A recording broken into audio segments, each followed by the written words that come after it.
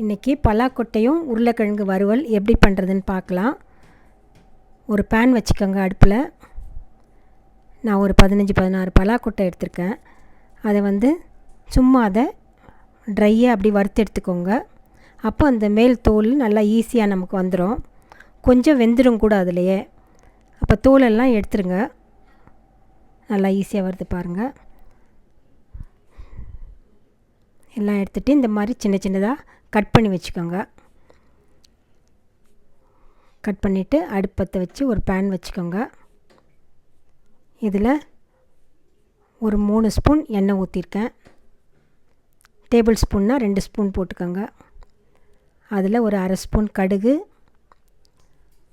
ஒரு பட்டை, ஏலக்காய் 2,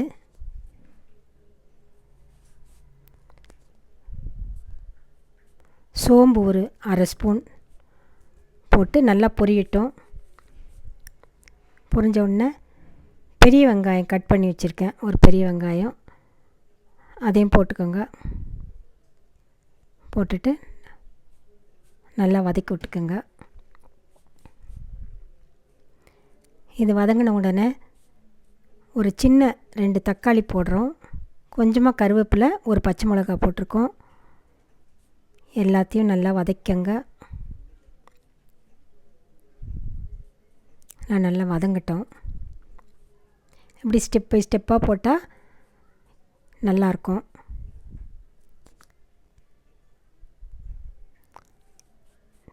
இஞ்சி பூண்டு போடணும். அடுத்தது ஒரு ஸ்பூன் உப்பு போட்டிருக்கேன் நான். எல்லாத்தையும் நல்லா கலந்து விட்டுக்கோங்க. இஞ்சி பூண்டு ஒரு ஸ்பூன் போட்டிருக்கேன். இதெல்லாம் நல்லா பச்சை வாசனை போகணும். எல்லாம் நல்லா வதங்கட்டும். ஒரு அரை ஸ்பூன் மஞ்சத்தூள் போட்டிருக்கேன். ஒரு 2 ஸ்பூன் குழம்பு மிளகாத்தூள் போடுறேன். அதையும் போட்டு நல்லா வதக்கி விட்டுக்கோங்க.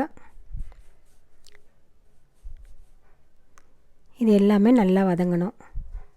தக்காளி, வெங்காயம் எல்லாம் நல்லா ஸ்மாஷ் ஆகணும். இதில் பலாக்கொட்டையை போட்டுக்கோங்க. கட் பண்ணி வச்சுருக்கோம் இல்லையா, அந்த பலாக்கொட்டையை போட்டு ஒரு டம்ளர் தண்ணி ஊற்றிருக்கேன். எல்லாம் நல்லா கலந்து விட்டுட்டு உப்பு பார்த்துக்கோங்க எப்படி இருக்குன்னு.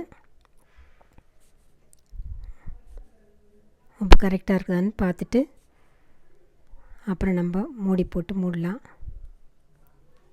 இந்த பலாக்கொட்டை ஏற்கனவே கொஞ்சம் வெந்துட்டுருக்கோம் நம்ம வறுத்ததில். அதனால் இப்போ கொஞ்சம் சீக்கிரமே வெந்துடும். இப்போ ஒரு மூடி போட்டு மூடிடலாம். இது ஒரு 5 நிமிஷம் வேகட்டும். இப்போ திறந்து பார்த்தோன்னே பலாக்கொட்டை வெந்திருக்குதா பாருங்கள். பார்த்தோன்னே நம்ம ஒரு 4 உருளைக்கிழங்கு வேக வச்சு கட் பண்ணி வச்சுருக்கோம். அதை இதில் போட்டுக்கலாம். இந்த போர்ஷன் ஒரு 5 பேர் சாப்பிட்ற மாதிரி நான் பண்ணியிருக்கேன். அதே மாதிரி உங்களுக்கு எவ்வளோ தேவைப்படுதோ அவ்வளோ போட்டு பண்ணிக்கோங்க, பலாக்கொட்டைக்கு தகுந்த மாதிரி. இப்போ எல்லாத்தையும் நல்லா மிக்ஸ் பண்ணி விட்டுக்கோங்க. எண்ணெய் கொஞ்சம் கம்மியாக இருக்குது, அதனால் 2 ஸ்பூன் எண்ணெய் ஊற்றிருக்கேன். எல்லாம் நல்லா கலந்து விட்டுக்கோங்க.